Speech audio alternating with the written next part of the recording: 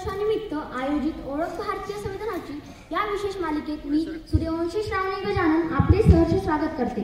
या मालिकेच्या माध्यमातून आपण भारतीय संविधानाची ओळख करून घेणार आहोत, विविध भागात विभाजन करून समजून घेणार आहोत। मागील भागापासून आपण संविधान निर्मितीचा इतिहास यावर प्रकाश टाकत आहोत। मध्ययुगात मुस्लिम आक्रमण होऊन त्यांनी सत्ता स्थापन केली।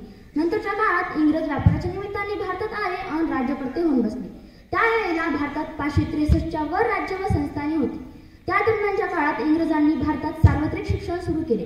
त्यामुळे इंग्लंडमधील इसवी सन 1215ची मानवी हक्काची सनद, इसवी सन 1688ची रक्तहीन क्रांती, इसवी सन 1788ची अमेरिकन राज्यक्रांती, इसवी सन 1789ची फ्रेंच राज्यक्रांती यासह पाश्चिमात्य विचारांचा परिचय भारतीय सुशिक्षितांना झाला।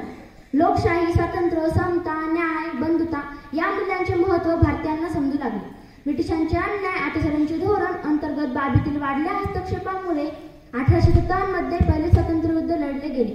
परिणामी ईस्ट इंडिया कंपनी बरखास्त झाली। थेट इंग्लंडच्या राणीचे नियंत्रण आले। नंतर 1925 मध्ये पंडित मोतीलाल नेहरू यांनी जबाबदार सरकार बनविण्यासाठी भारतीय संविधानाची चौकट तयार करण्याची सुचविली।